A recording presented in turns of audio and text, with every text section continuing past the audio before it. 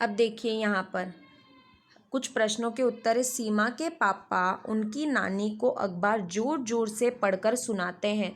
तुम बड़ी उम्र वाले लोगों की कैसे मदद करते हो? जब भी मौका मिले मैं बड़ी उम्र वाले लोगों की मदद करता हूँ। मैं चश्मा ढूंढने में अपने दादाजी की मदद करता हूँ। मैं उनके साथ शाम की सैर को भी जाता हूँ ताकि उन्हें सड़क पर कोई समस्या न हो। ठीक है, अब आगे का प्रश्न है, जब कोई व्यक्ति बूढ़ा हो जाता है तब उनको क्या क्या तकलीफ़ें होती है? तो देखिए, वे ठीक से देख नहीं सकते, ज़्यादातर चीज़ें खा नहीं पाते, वे ठीक से सुन नहीं सकते, उनके घुटनों और जोड़ों में दर्द भी होता है। रवि भैया बिना देखे कई सारी बातें कैसे जान सकते थे? तो रवि भैया कई सारी बातें सुनकर जान सकते थे। जो अंधे होते हैं उनकी सुनने की शक्ति बहुत ही अच्छी होती है। ठीक है, अब आगे का प्रश्न, क्या तुमने कभी छड़ी की ज़रूरत पड़ी है? नहीं, मुझे कभी छड़ी की ज़रूरत नहीं पड़ी। क्या तुम सोच सकते हो कि छड़ी की ज़रूरत कब पड़ती है? जब पैर में मोच आ जाती है, हड्डी टूट जाती है, तब छड़ी की ज़रूरत पड़ती है। और हमें पहाड़ चढ़ने के लिए भी छड़ी की ज़रूरत पड़ती है। हम उन लोगों की मदद कैसे कर सकते हैं जिन्हें दिखता नहीं है? हम उनकी मदद कैसे, जैसे सीढ़ियाँ चढ़ने में मदद कर सकते हैं, बस में उनके लिए सीट देखकर उनके लिए उन्हें समाचार पढ़कर सुना सकते हैं।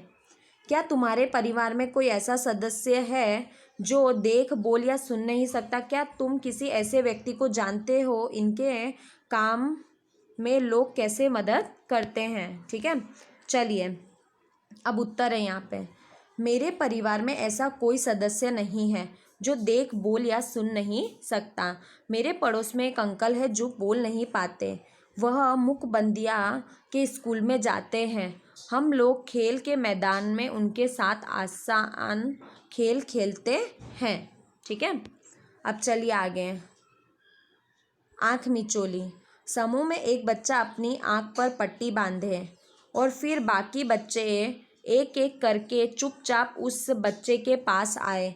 आंखें बंद किया बच्चा दूसरे पर हाथ फेरे और उसे पहचानने की कोशिश करे। ध्यान रहे कोई आवाज़ ना करे। क्यों? क्योंकि यदि कोई आवाज़ करेगा तो पट्टी बांधा हुआ बच्चा उसकी आवाज़ पहचान जाएगा। चलिए आगे।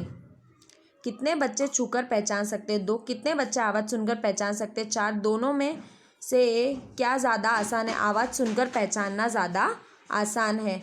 छूकर बताओ कि तुम्हारे मुंह में कितने दांत हैं, वो आपको स्वयं करना है।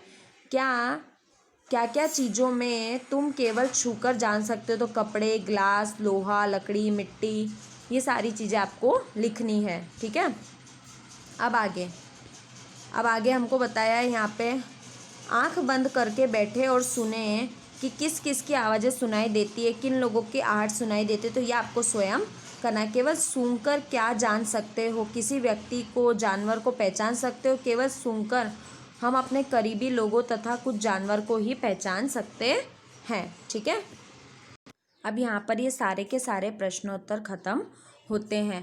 तो आपको ये जितने भी प्रश्नोत्तर है वो अपनी किताब में और नोटबुक में लिखना है। ठीक है, अब आपका यहाँ पर ये पाठ ख़त्म होता है। तो सारे प्रश्नों के उत्तर मैंने आपको बता दिए जो आपको लिखने हैं। धन्यवाद विद्यार्थियों।